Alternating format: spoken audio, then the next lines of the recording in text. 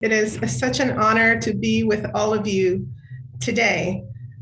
This is a very important celebration every single year.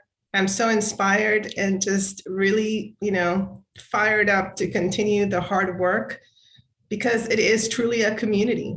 And this is what is the best thing about Montgomery County. This is why I chose to move to Montgomery County 31 years ago when my husband and I were going to have our first daughter, precisely because of the extraordinary resilience, the example, and the sense of community that exists here in our county. And it's only gotten better.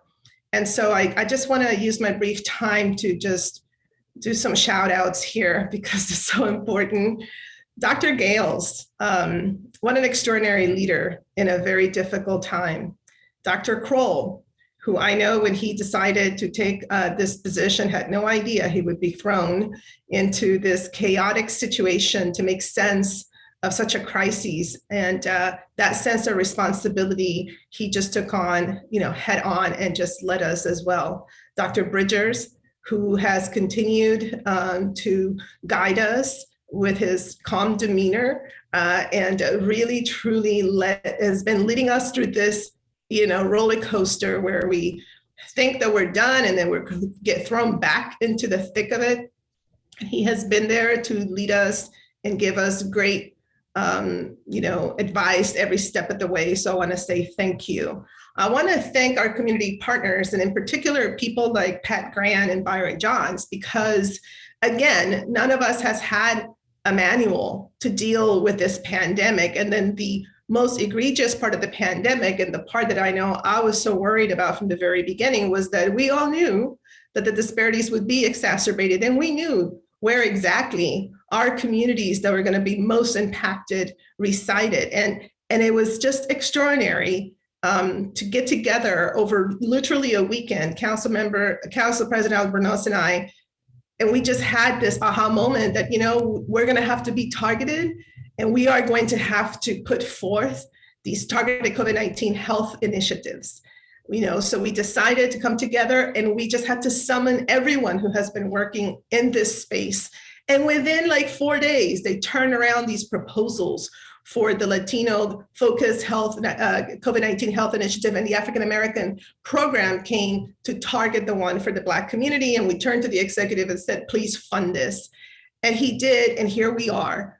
So I want to thank those leaders because not only was it in the health space, but in the education space, the equity hubs. What an extraordinary model that now we have as a template to continue on as the best practice. As it was stated in the video, our faith-based communities and just everyone who literally just gave from their hearts, such generosity has been extraordinarily inspiring. I want to thank my colleagues, Council Members Rice and Joando, because they have, again, continued to not just represent all their constituents, but they understand that as people of color in these elected positions, we all have a responsibility to also highlight the very unique needs of our communities, because that's what equity actually is. And I know, because I've had personal experience with this, that a lot of times people want to criticize you and say you only care about this community and you only care about that community. Well, we are indeed multidimensional beings. We are capable of representing all of our constituents, but we also have a duty to speak truth to power and point out that there are disparities that require additional resources and targeted interventions. And so I want to salute them because they have done this with grace. And I know with Councilmember Rice being term limited, he leaves a legacy that was started by people like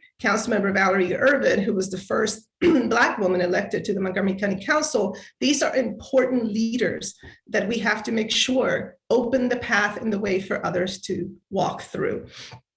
Finally, I will say that, as a wife of a Black man and the mother of two Afro-Latina powerhouses, this has not been an easy time for the Black community.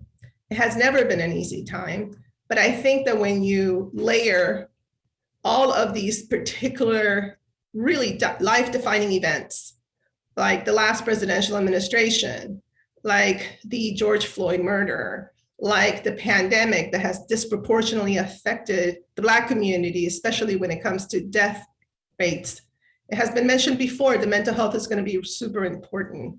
And so in my household, we have a lot of conversations about, what should we expect now? It feels like the world has absolutely changed, perhaps permanently in so many ways.